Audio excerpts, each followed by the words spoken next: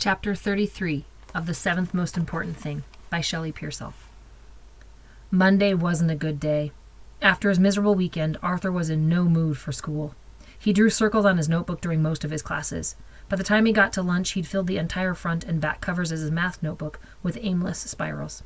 "What's wrong?" Squeak asked, giving Arthur a sideways look as he sat down next to him. "Nothing," Arthur snapped. He could see Squeak's eyes blink nervously behind his old man glasses, but he had to give the kid credit. He didn't move away. "Okay, just wondering." Silently, Squeak opened his brown lunch bag and got out his usual collection of foil-wrapped items. After unwrapping each one, he slid the foil squares toward Arthur, who didn't bother to pick them up. They stayed where Squeak left them, a lonely raft of foil in the middle of the cafeteria table. Squeak nibbled on a corner of his sandwich and eyed Arthur. "Not eating?" "Not hungry." "Okay." Squeak paused. "If you get hungry, you can have some of my lunch if you want it." "No, thanks." As the silence continued, Arthur became aware of something hitting him in the back. At first he thought maybe he was imagining things. It was just a light tap, and when he looked over his shoulder, nobody was there.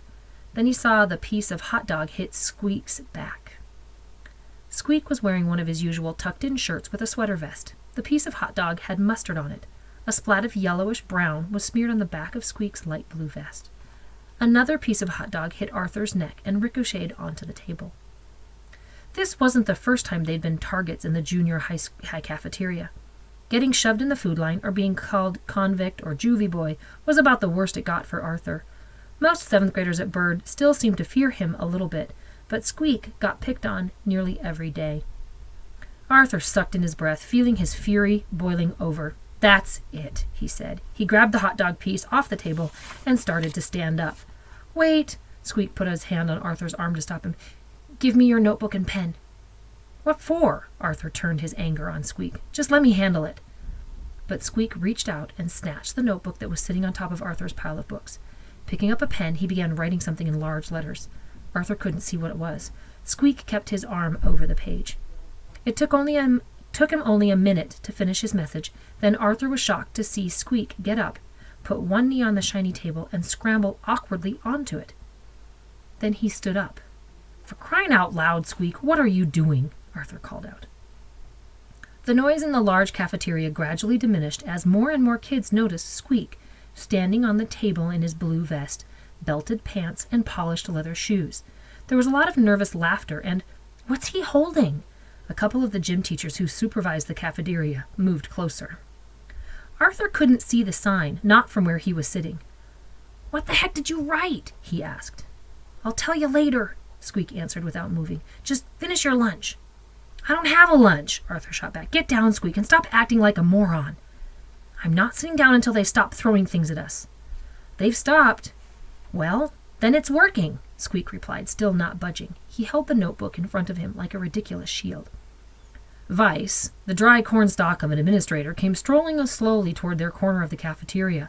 There was a collective cheer from the students who expected to see Squeak hauled off the table and led away. Arthur assumed Vice was walking slowly in the hopes that Squeak would jump off the table on his own. Squeak didn't get the message. "What are you holding, Reginald?" Vice said when he reached them. He squinted upward. It was probably the only time in Squeak's life he'd had someone looking up at him. Arthur couldn't help thinking that. He tried not to smile. "A sign," Squeak answered calmly. "And what does the sign say, Reginald?" Vice asked slowly, although Arthur knew he could probably read it himself. "It says, 'Go ahead, throw things at me,'" Squeak answered without looking down at the notebook that he still held in front of his puny chest. "Go ahead, throw things at me." Arthur felt a small glow of appreciation flicker inside him. He couldn't remember the last time someone had done something nice for him at school. Not since way before his dad died. And here was Squeak, standing on a table for him. Trying to protect him, wimpy, short little Squeak was standing up for Arthur Owens. A brick-throwing delinquent. You had to admire the kid. "You know, we don't stand on tables and hold up signs in this school," Vice kept talking quietly as if he were a bottomless well of patience. Arthur was sure if it had been him standing on the table instead of Squeak, Vice would have called the police and had the table surrounded by cops, guns drawn. Squeak's glasses flashed in the artificial lights as he looked down stubbornly. "It's a free country.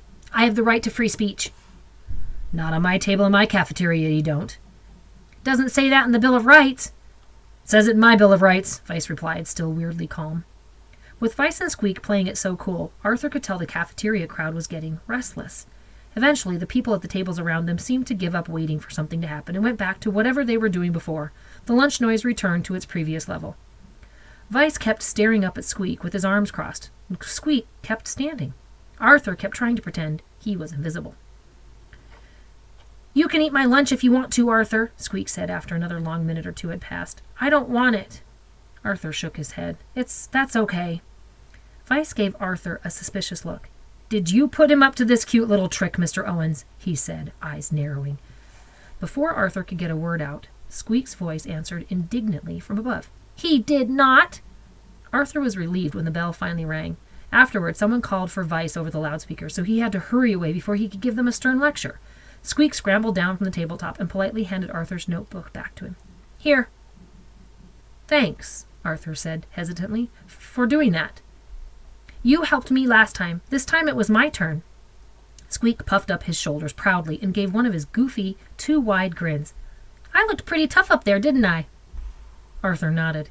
He didn't have the heart to tell Squeak that it would probably end badly. No doubt they'd get bombarded with even more hot dogs tomorrow. But he did let him know about the mustard. They got stuff on your sweater, Arthur said. You can't walk around the halls with mustard all over your back. Here, I'll help you get it off. He spit on a napkin and dabbed at the glob between Squeak's shoulder blades. It didn't make it disappear completely, but he got the worst of it off.